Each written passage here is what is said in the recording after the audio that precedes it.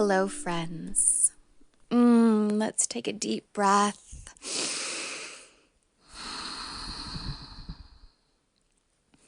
I am recording this episode after a lovely, blessed gathering with some dear witchy friends of mine.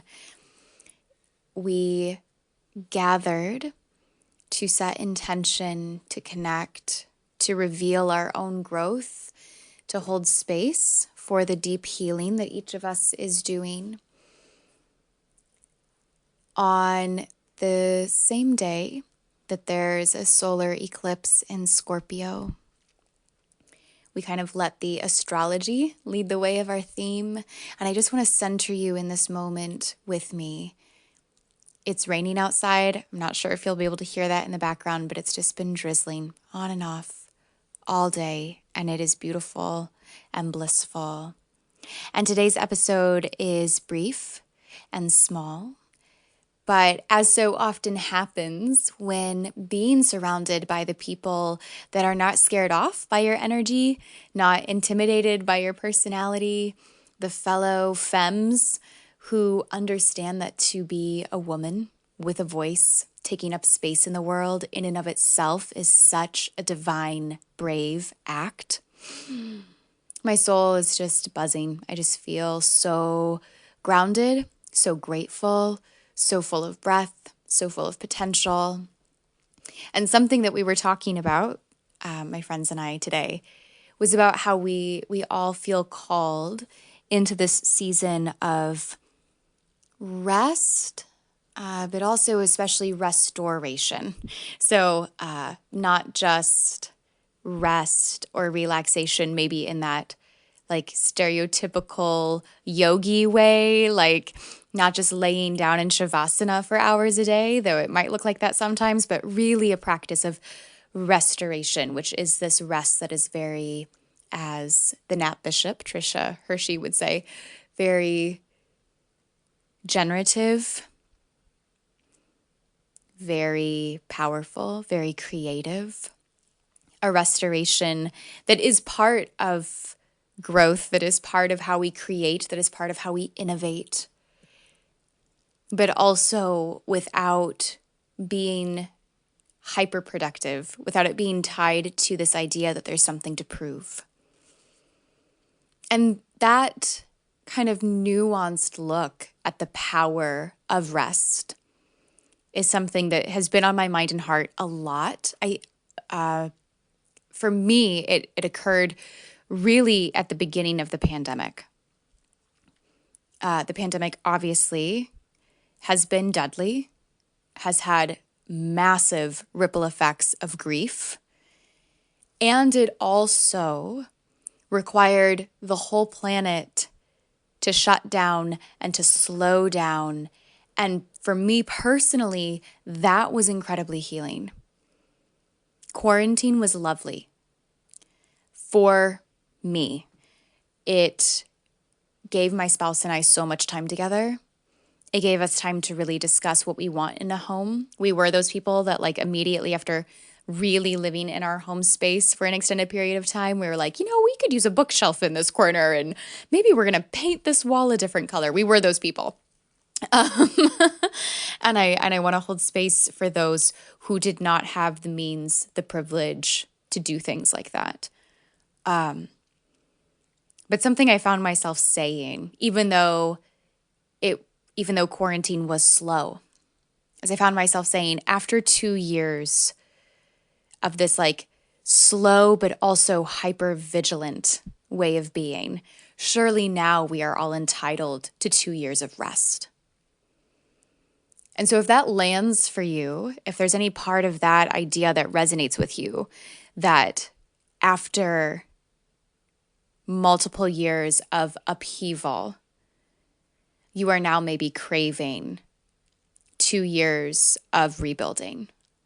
Like after 2 years of complete crumbling of social circles, of families, of governance, of other institutions, now your body, your nervous system, your breath wants to drop into 2 years of reforming, reshaping the pace of life, the people that you're around, the institutions that you interact with. I want to invite you into that. Not because you need my invitation. Let me be clear, you do not require my permission, but if you have been craving permission, I offer it here. And with that, I am going to share a poem that I wrote. I am releasing another poetry book in the spring. Little shameless plug. If you love some poetry and you want something to look forward to, spring of 2023, a very large cohesive work of my poetry and affirmations will be born. In the midst of that, and in the midst of these last several years, I found myself growing. I think a lot of us did. I also specifically was in my Saturn return. If I'm using woo-woo words that don't make sense to you, that is okay. Just know that if you're at all interested in astrology, Saturn has kind of one of the longest cycles, like orbits. And so Saturn returns back to the same place it was on the day that you were born, so same place in your birth chart, once every about 28 years. For some people, it will happen when they're 27. For some people, it will happen when they're 29. But it's somewhere in there. Saturn kind of lands back in that same spot. And 28 years is a long time. And every 28 years, humans tend to go through kind of like a quarter life crisis, a midlife crisis, and then kind of an end of life crisis. Like there's this existentialism that gets woven into our existence often around those ages. So whether you want to view that just as like general life cycle or with the astrology, hold that however you need. Wherever it's landing for you is perfect. I'm not here to force an experience, but I am here to invite an experience, to invite a bit of reflection, and to, if you'd like, bless you with this poem that I've written about growth and how growth cannot be constant and what my own personal healing journey has felt like.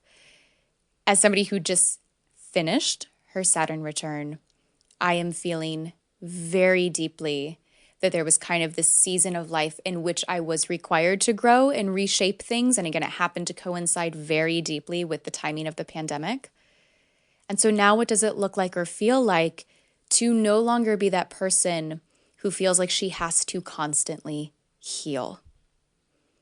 Because healing is sacred, it is precious, it is important, but we cannot live there perpetually. Like, we cannot always quit our jobs, slow down our schedules indefinitely. We cannot always be in states of pain, of emotional reshaping and relearning perpetually. I do think we have those seasons. I think they're important, and I think they all come to us at different times. But I do feel in many ways that I am now stepping out of that season. And that is the part of the experience I want to share with you today.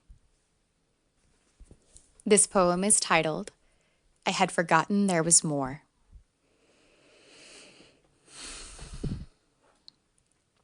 Growth, in its final nail-dragging, cliffhanger-clinging season, released.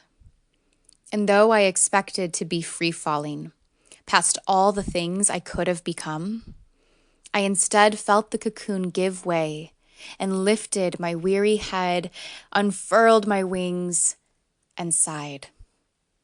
Nothing more.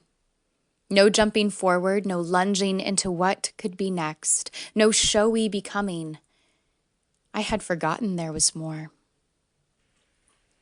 Maybe that's the whole point of the chrysalis, that within the tightening black, you forget there was ever anything else.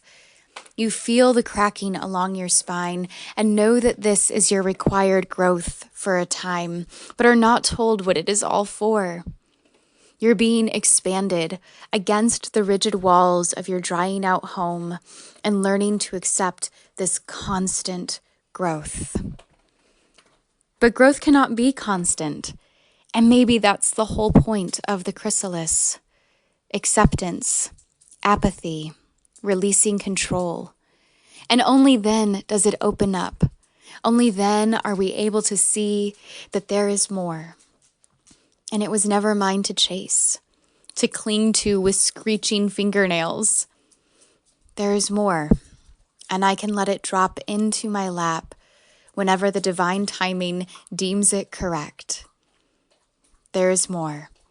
And this abundance is not made larger, more generous, more real by gripping it tighter.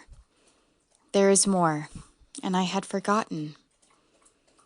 But now that I've remembered, I let it all go.